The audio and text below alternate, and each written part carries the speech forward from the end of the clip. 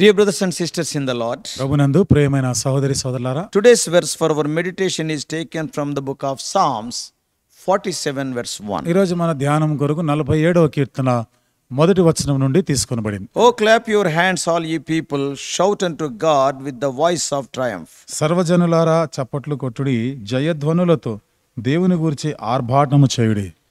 Psalm 45, 46 and 47 seems to share common themes. 46, 45, 46, 47 ఈ మూడు కీర్తనలు కూడా ఒకే అంశాన్ని గురించి చెప్తున్నట్టు కనబడుతుంది మనకి. This song begins with an appeal for praise.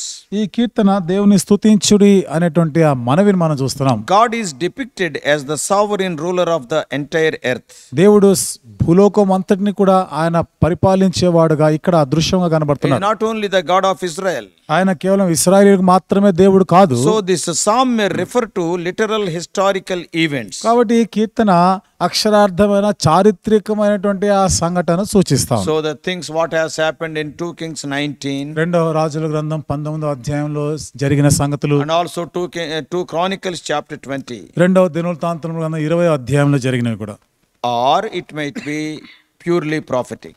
లేదా ఇది పూర్తిగా ప్రవచనాత్మకమైనది కూడా ఉండొచ్చు. So in either case it depicts the eventual state of the world in the end times. సరే, ఏదైనా కానీ అంత్య దినాల్లో ఈ ప్రపంచానికి జరగబోయేటువంటి ఆ యొక్క సంభవాన్ని గురించి అది ఒక దృశ్యంగా చెప్పబడింది. It is going to be ruled under the God of Abraham. ఇవన్నీ కూడా అబ్రహాం యొక్క దేవుని చేత ఏలుబడి చేస్తుంది. In chapter 47, 47వ కీర్తనలో the first 4 verses calls on everyone to worship the Lord joyfully. మొదటి 4 వచనాల్లో కూడా ప్రతి ఒక్కరూ సంతోషముగా ఆయనని స్తుతించాలి, ఆరాధించాలని కోరబడుతుంది. They are urged to do so by clapping their hands and singing loudly. ఇది వారు చప్పట్లు కొడుతూ జయధ్వనులతో చేయవలసిందిగా కోరబడుతున్నారు. The Lord is proclaimed as ruling the entire earth. మరి దేవుడు ఇక్కడ సర్వభూమిని ఏలుబడి చేసే మహారాజై ఉన్నాడుగా He చెప్పబడ్డాడు. defeated Israel's enemy and he loves his chosen people Israel. Israel యొక్క శత్రువులను ఓడించి తన ప్రియమైనటువంటి తాను ఏర్పరచుకున్న ఇశ్రాయేలును ప్రేమిస్తున్నాడు.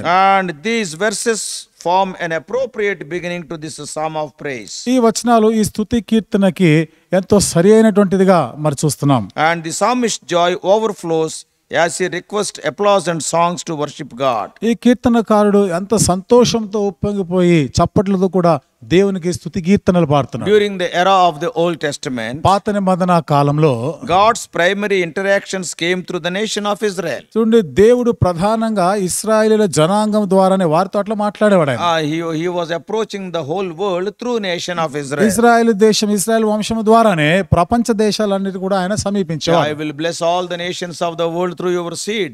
నీ సంతానం ద్వారా భూలోక రాజ్యములన్నిటిని నేను ఆశీర్వదిస్తాను. You can read Deuteronomy 14:2 ద్వితీయోపదేశకాండం 14:2 చదవచ్చు. and Exodus 19:6 నిర్గమకాండం 19వ అధ్యాయం 6వ వచనం, and Hebrews 1 and 2. హెబ్రీయులకు రాసిన పత్రిక 1:2. So references to the nations usually indicate Gentiles.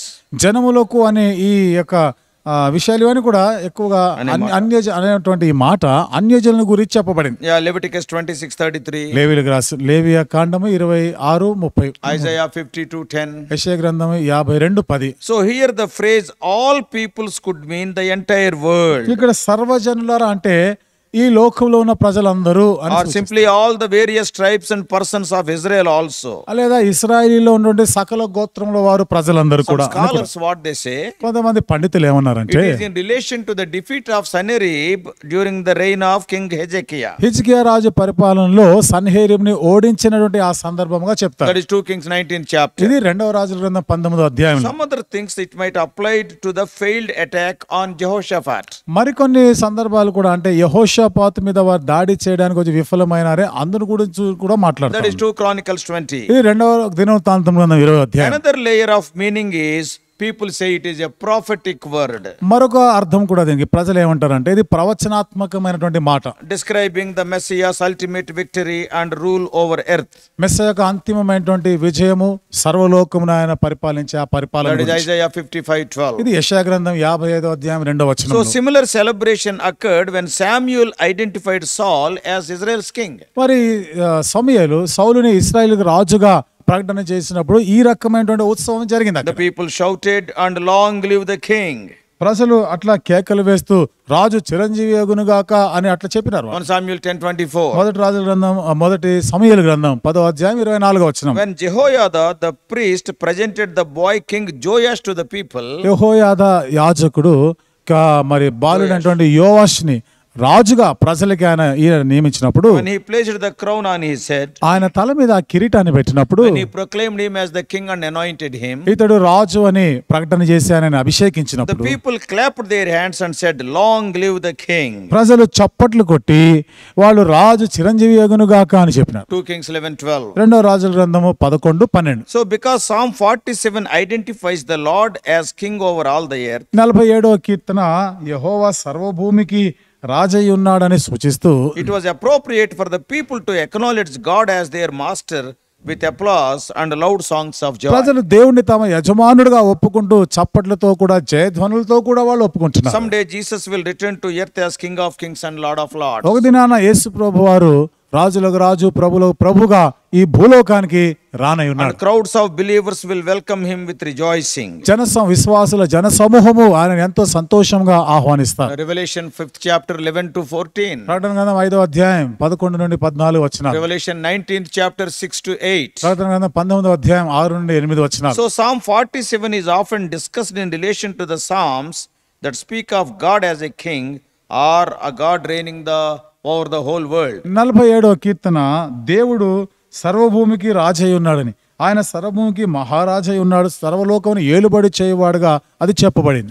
Psalm 93, 93వ Keerthana, and Psalm 95 to 99, 95 నుండి 99 కీర్తనలు all contain similar language. వీటన్నిటిలో కూడా అదే రకమైనటువంటి ఆ భాషా శైలిని మనం చూడొచ్చు. Scholars sometimes refer to these psalms as enthronement psalms, పండితులు కొన్ని సందర్భాల్లో వీటిని సింహాసన కీర్తనలు అని కూడా చెప్తారు. because they speak of God taking a throne, ఎందుకనగా దేవుడు సింహాసనాసీనుడై ఉన్నాడని or మాట్లాడుతున్నాయి. assuming a place as king over the universe. అయితే విశ్వమంతటి పైన సర్వలోకం పైన ఆయన రాజుగా ఏలుతున్నాడని. Several points are important to clarify what these psalms are saying by this language. ఈ భాషలతో ఈ కీర్తనలు చెప్తున్న ఈ విధానాలకి చాలా విషయాలు మనం ఇక్కడ కొంత అర్థం చేసుకోవాల్సినవి ఉన్నాయి. First of all, మొదటిదిగా divine kingship has to do with God's sovereignty over both the created order, that is non-human realm, and also forces of history, nations also. దైవికమైనటువంటి రాజరికం అనేది ఈ యొక్క మరి సృష్టించబడినవి, తర్వాత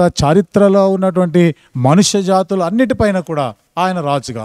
So that is the first thing one has to understand. ఇది మనం అర్థం చేసుకోవాల్సిన మొదటి సంగతి. Psalm 47 does not say explicitly that God controls the forces of the nature. 47వ కీర్తనలో దేవుడు కేవలము ప్రకృతి శక్తులను మాత్రమే నియంత్రిస్తున్నాడు అనేది లేదు. This idea, however, stands behind statements about God's control of the nations. ఈ ఆలోచన ఏదేమైనా కానీ God is controlling nations also. దేవుడు జనములను కూడా ఆయన ఏలుబడి చేస్తున్నాడు. As king, God first put the forces of chaos in their place. Those forces which are creating trouble, God kept them in their own place. Without God's order, they cannot do anything. ఒక రాజుగా మొదట ఆయన గందరగోళాన్ని సృష్టిస్తున్నటువంటి వాటన్నిటిని కూడా ఆయన నియంత్రిస్తూ వాటిని నిమ్మలపరుస్తా ఉన్నాడు. అవి ఏమి చేయకుండా దేవుడు చేస్తున్నాడు. Secondly, రెండవది, it is important to recognize that all people of the ancient Near East spoke of their chief deities as kings. They were worshipping some gods, and some people worshipping their kings. They were calling them as kings. పురాతన దినాల్లో తూర్పు వైపున ఉన్న ప్రజలు వారు ఏ రాజులు ఉన్నారో వాళ్ళకి దేవతలు వారినే దేవుళ్ళుగా వాళ్ళు పూజించే వాళ్ళని రాజులుగా వాళ్ళు కొలిచేవారు. So when 47th Psalm speaks of God, ఈ 47వ కీర్తన దేవుడి గురించి it మాట్లాడుతుంది. is saying indirectly that God reigns over the whole world. పరోక్షంగా ఇక్కడ ఏమని చెప్పబడిందంటే సర్వలోకమును దేవుడు ఏలుబడి చేస్తున్నాడు. Not Baal or Marduk and other gods.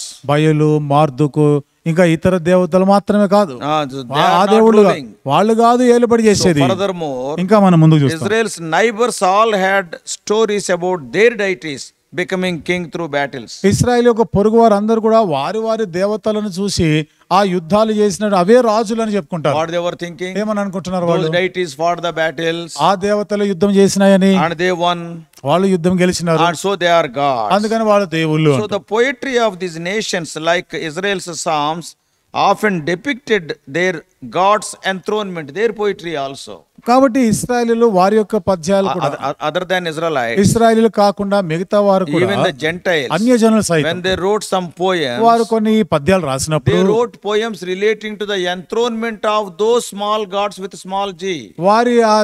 వారి దేవుళ్ళ గురించి ఇంగ్లీష్ లో దేవతల గురించి ఇంగ్లీష్ లో జి అనే చిన్న అక్షరంతో వాళ్ళు రాసి చెప్తున్నారు. And Psalms 47 and similar psalms in the book of Psalms, 47వ కీర్తన అదే రకమైనటువంటి కీర్తనలో ఉన్నటువంటి గ్రంథంలోని కీర్తనలు however, rest on the assumption that Israel's God always was the king. ఏదేమైనా మరి ఇశ్రాయేలీల దేవుడే ఆయనే ఎల్లప్పుడూ రాజై ఉన్నాడు. 2 times this psalm summons worshippers to praise. మరి 2 సార్లు ఈ కీర్తనలో ఆరాధికులైన వారు దేవుని స్తుతించాలి అని కోరబడ్డారు. Verse 1 and verse 6. 1-6 వచనాలు. Following both calls to worship are sections that give content of praise.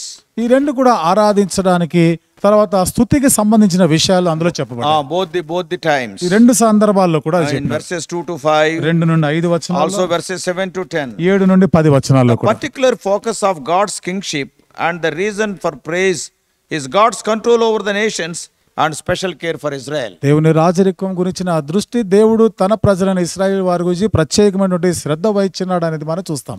So those are the reasons to praise the Lord. అవి దేవుని స్తుతించడానికి అవి కారణము. His overall control over all the nations. ఆయన సర్వ జనుల పైన ఆయన అధికారం కలిగి ఉన్నాడు. And his special care for Israel. ఇశ్రాయేలు కొరకు ప్రత్యేకమైనటువంటి శ్రద్ధ ఉంది ఆయన. So God's care for Israel, however, is for the purpose of including the nations also in God's grace, because they are also will be blessed through Israel. ఇశ్రాయేలు కొరకు దేవుని యొక్క ప్రత్యేకమైన శ్రద్ధ పట్టింపు కారణం ఏమిటంటే ఈ ఇశ్రాయేలు ద్వారానే సమస్త వంశములు దేశం జనులు కూడా ఈ ఆశీర్వాదాల ద్వారా ఆశీర్వదించబడాలి. So that's why he is particularly caring for Israel. అందుకనే ప్రత్యేకంగా ఇశ్రాయేలు గురించి ఆయన ఎంత పట్టింపు కలిగి ఉన్నాడు. Verses 1 to 4 declare God's sovereignty over all the earth. 1-4 వచనాల్లో మనం చూస్తే దేవుడు సర్వభూమి మీద సార్వభౌముడై ఉన్నాడు. And by calling all peoples or nations to praise God, first verse. మొదటి వచనం ప్రకారం సర్వజనులు భూలోక జనములు అందరూ కూడా యెహోవాను స్తుతించాలని కోరబడ్డారు. But in verses 3 to 4, అయితే 3-4 వచనాలు they speak particularly about how God acted on behalf of Israel. ఏ విధంగా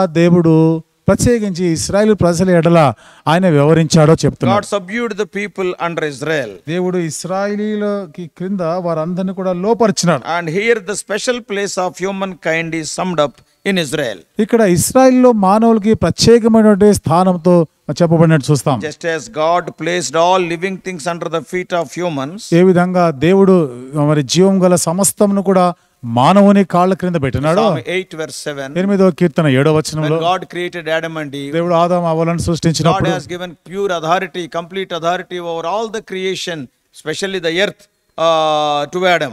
దేవుడు ఆదామునకి అన్నిటిపైన అధికారం ప్రత్యేకించి భూమిపైన ఆయనకు అధికారం ఇచ్చాడు. In a similar way, అదే రీతిగా there are so many nations and peoples in this world. ఈ లోకంలో ఎన్నో జనాంగాలు ఉన్నప్పటికీ కూడా God placed all the nations under Israel's feet. దేవుడి జనములందరినీ కూడా ఇశ్రాయేలీల పాదముల క్రింద పెట్టినాడు. In other words, మరొక మాటలో చెప్పాలి, God in God's sovereignty made Israel sovereign over other nations. దేవుడు తన సార్వభౌమ అధికారాన్ని బట్టి ఇశ్రాయేలీయులని మిగతా ప్రపంచ దేశాల వారన్నిటిపైన కూడా సర్వాధికారం ఇచ్చారు. If you read Amos 6:8, ఆమోసు గ్రంథం 6వ అధ్యాయం 8వ వచనంలో చదివితే, the pride of Jacob seems to refer to the gift of the land.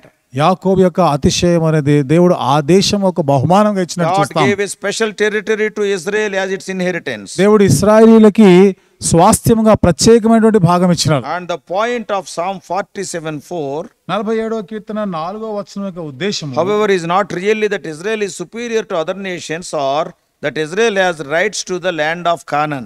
ఏమైనా ఇశ్రాయేలు మిగతా వారందరికన్నా కూడా అది గొప్ప దేశం కాకపోయినా ఈ కనాను అంతటిని కూడా అవి హక్కుదారులై ఉన్నారు వాళ్ళు. Rather, the point is that Israel did nothing to earn its heritage. అయితే ఇశ్రాయేలీయులు అక్కడ తమ స్వాస్థ్యంగా ఏది కూడా సంపాదించేదేమీ లేదు. And they have not paid anything. వారు దానికి ఏమీ వారు చెల్లించలేదు. And all the blessings what they are enjoying, God has given them freely. వారు ఆనందిస్తున్న ఆశీర్వాదాలన్నీ కూడా దేవుడు వారికి ఉచితంగా God అనుగ్రహించాడు. gave these privileges to Israel. దేవుడు ఇశ్రాయేలీయులకి ఆధిక్యతలను So ఇచ్చినాడు. therefore Israel cannot boast of anything. కాబట్టి ఇశ్రాయేలు దేనిని బట్టి కూడా అతిశయించడానికి లేదు. Verses 2 to 4, praise God as king.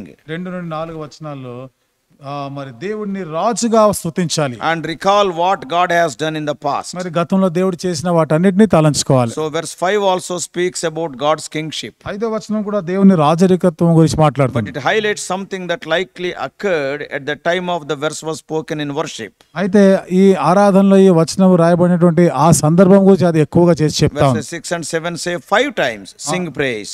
6-7 వచనాల్లో కీర్తించుడి స్తుతించుడి 5 సార్లు చెప్పబడింది. Each occurrence using the same Hebrew word. ప్రతి సందర్భంలో కూడా అదే హెబ్రీ పదం వాడబడింది. The term used here is from the same root as the word most commonly used, that is psalm. Same word is used. ఈ పదం అక్కడే అదే కీర్తన అనేటువంటి ఆ పదమే ఇక్కడ ఉపయోగించబడింది. The reason for praise and the content of praise is stated in first half of verse 7. స్తుతించుడి కారణం ఇక్కడ ఈ 7వ వచనం మొదటి భాగంలో కారణం What చెప్పబడింది. is that? ఏమిటది? God is the king of all the earth. దేవుడు సర్వభూమికి రాజై ఉన్నాడు. May God help us praise along with others as he reigneth. ఇతరులతో కలిసి మనం కూడా ఆయన రాజ్యం చేయుచుండగా మనం ఆయన స్తుతించుదుము గాక. Let us pray. ప్రార్థన చేసుకుందాం.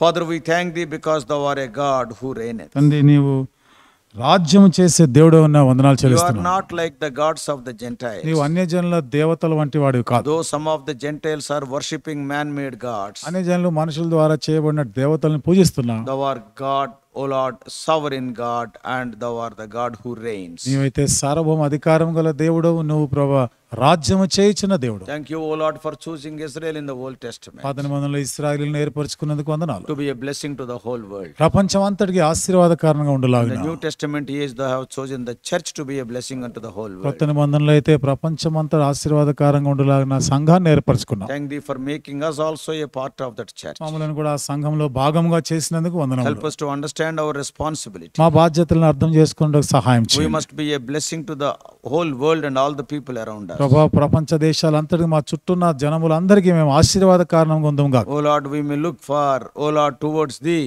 and worship thee, and O Lord, we may fulfill our mission in this world. నీ వైపు చూస్తూ ఆరాధిస్తూ లోకంలో మాకు అప్పగించిన పనిని సమాప్తం చేయదుము గాక. Help us not to involve in all unwanted things. అనవసరమైన వాటిలో జోక్యం చేసుకోనకుండా ఉండలాగిన చేయండి. In Jesus' precious name we pray. యేసు ప్రభు వారి ప్రశస్తమైన నామములో ప్రార్థించి వేడుకుంటున్నాము తండ్రి.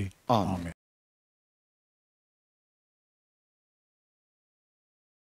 God bless you all.